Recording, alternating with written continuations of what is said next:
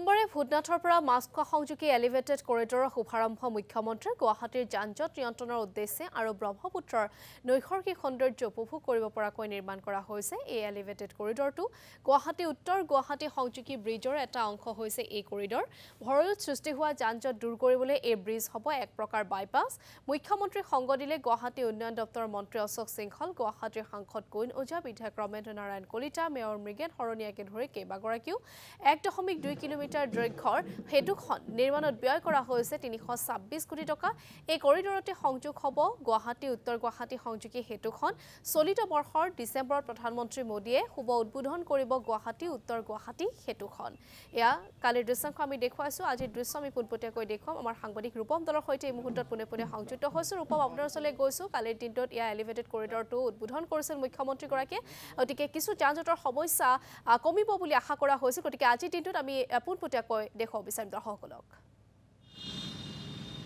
নিশ্চয়কৈ নাজবিন চাওক, কালি মুখ্যমন্ত্ৰী ডক্টৰ হিমন্ত বিশ্ব শৰ্মা ডাঙৰীয়াই এই যি এলিভেটেড কৰিডৰ, এই এলিভেটেড কৰিডৰ মুকলি কৰি দিয়াৰ পাছতে দেখি পোৱা গৈছে নামনিৰ পৰা যিসমূহ বাহন, সেই বাহনসমূহ এই এলিভেটেড কৰিডৰ ব্যৱহাৰ কৰি গুৱাহাটীৰ মাজলৈ সোমোৱা পৰিলক্ষিত হৈছে। আমি পোনপটীয়াকৈ দৃশ্যাংশ দেখুৱাম যে নামনিৰ পৰা, অৰ্থাৎ নামনিৰ যিসমূহ জিলা আছে সেই জিলাসমূহৰ পৰা, তাৰ উপৰিও এয়াৰপৰ্টৰ পৰা যিসমূহ বাহন, সেই বাহনসমূহ গুৱাহাটীৰ মাজলৈ আহে। প্ৰতিখন বাহনে ভূটনাথৰ সন্মুখেৰে এই যি এলিভেটেড কৰিডৰ আৰম্ভ হৈছে, অৰ্থাৎ মাছখোৱাত শেষ হৈছে, এই এলিভেটেড কৰিডৰ ব্যৱহাৰ কৰি গুৱাহাটীৰ মাজলৈ সোমাব পাৰিব।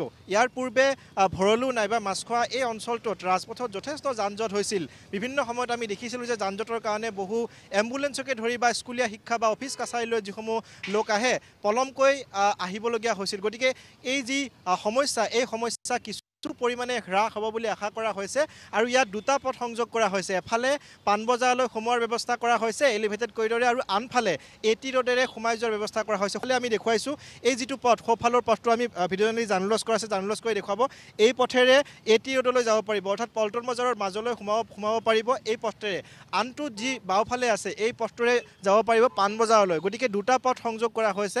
সমান্তৰালভাৱে উত্তৰ গুৱাহাটী সংযোগী যি দলং, সেই দলঙৰ যিহেতু এটা অংশস্বৰূপে এই এলিভেটেড কৰিডৰটো কালি মুকলি কৰা হৈছে। আৰু সেই দলঙৰ দৃশ্য আমি দেখুৱাম। প্ৰায় 80% কাম সম্পূৰ্ণ হোৱা বুলি মুখ্যমন্ত্ৰী ডক্টৰ হিমন্ত বিশ্ব শৰ্মা ডাঙৰীয়াই কালি ঘোষণা কৰিছিল। আৰু ডিচেম্বৰ মাহত যিহেতু এই যিখন উত্তৰ গুৱাহাটী সংযোগী দলং উদ্বোধন কৰা হ'ব, তাৰ পাছত ব্ৰহ্মপুত্ৰৰ সম্পূৰ্ণ নৈসৰ্গিক যি পৰিৱেশ, সেই পৰিৱেশ উপভোগ কৰিব পাৰিব। আজিৰ দিনটোতো দেখিবলৈ পোৱা গৈছে যিসমূহ বাহন এই এলিভেটেড কৰিডৰে আহিছে, প্ৰতিগৰাকী বাহনৰ লোকেই ব্ৰহ্মপুত্ৰৰ নৈসৰ্গিক পৰিৱেশ উপভোগ কৰি আহিব পাৰিছে। গতিকে দেখিবলৈ পোৱা গৈছে যে খুব সুন্দৰকৈ আটক-ধুনীয়াকৈ সজাই পৰাই তোলা হৈছে সম্পূৰ্ণ ব্ৰিজখন।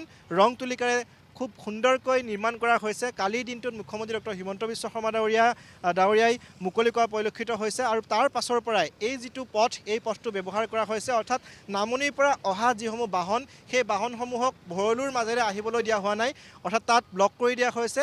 এই যিটো পথ ভূটনাথৰ সন্মুখেৰে যি সোমাইছে এলিভেটেড কৰিডৰটো, এই এলিভেটেড কৰিডৰে ওলাই অহাৰ ব্যৱস্থা কৰা হৈছে। আশা কৰা হৈছে দৃশ্যাংশ পোনপটীয়াকৈ দেখুৱাৰ বাবে